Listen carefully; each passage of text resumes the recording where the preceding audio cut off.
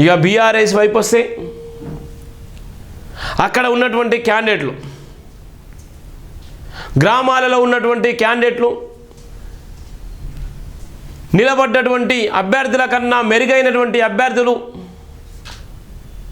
ఊరి కోసం సేవ చేసేటువంటి పరిస్థితి ఉన్నటువంటి అభ్యర్థులు, వాళ్ళని దృష్టిలో పెట్టుకొని కాంగ్రెస్ పార్టీలో నిలబడ్డటువంటి అభ్యర్థులను ఓడించి బీఆర్ఎస్ పార్టీకి పట్టం కట్టినటువంటి పరిస్థితి ఉంది.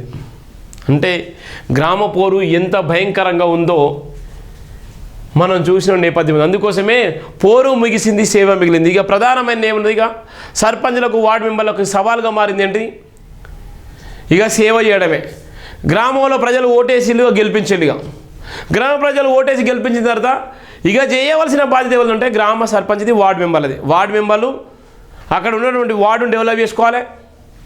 ఆ వార్డులో విధి లైట్లు ఉన్నాయా లేవా, వాటర్ వస్తున్నాయా లేవా, పారిశుద్ధ్య కార్మికులు పనిచేస్తున్నారా లేదా, ఆ వార్డు శుభ్రంగా ఉందా లేదా, మంచినీటి సరఫరా జరుగుతుందా లేదా, ఆ వార్డులో ఉన్నటువంటి ఎవరు ఏ సమస్యలు వస్తే అక్కడ గెలిచినటువంటి వార్డు మెంబర్కు ఇవన్నీ ఒక సవాలుగా మారింది.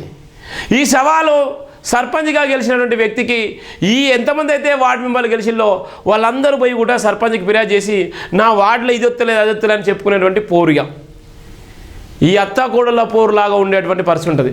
ఇవన్నీ దృష్టిలో పెట్టుకొని గ్రామాన్ని అభివృద్ధి చేసేటువంటి ప్రధాన పౌరుడు ఎవరంటే సర్పంచ్. ఆ సర్పంచ్ తన మార్కును చూపించుకోవాలంటే, ఆ సర్పంచ్ ఆ గ్రామంలో ఒక మైలురాయిలాగా ఉండాలంటే ఆ సర్పంచ్కి అనేకమైనటువంటి సవాళ్ళు ఉన్నటువంటి పరిస్థితి. ఇలా తెలంగాణ ప్రభుత్వం, కాంగ్రెస్ ప్రభుత్వం ఏర్పడ్డ తర్వాత ఏ అయితే గ్రామ పంచాయతీ నిధులు ఉన్నాయో వెంటనే ఇవాళ ఎలక్షన్ కోడ్ అయిపోగానే వెంటనే నిధులు విడుదల చేసేటువంటి పరిస్థితి ఉంది. ఒక్కొక్క గ్రామ పంచాయతీకి ఆ గ్రామ పంచాయతీ జనాభా లెక్కల ప్రకారంగా 50 లక్షలు, 70 లక్షలు, 30 లక్షలు, 20 లక్షలు, 15 లక్షలు, 18 లక్షలు గ్రామాలలో ఏదైతే మౌలిక వసతులు ఉన్నాయో మౌలిక వసతులు దృష్టిలో పెట్టుకొని గ్రామ అభివృద్ధి కోసము, విధి లైట్ల కోసము, గ్రామంలో ఉన్నటువంటి పారిశుద్ధ నిర్మాణం కోసము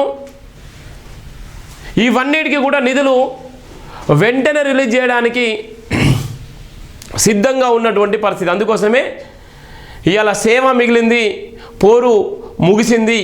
ఈ సేవ చేసేటువంటి అదృష్టం కలిగినటువంటి గ్రామ పంచాయతీలకు కూడా జేబీఎంటీ తరపున వాళ్ళకు శుభాకాంక్షలు తెలియజేస్తున్నటువంటి నేపథ్యం ఉంది.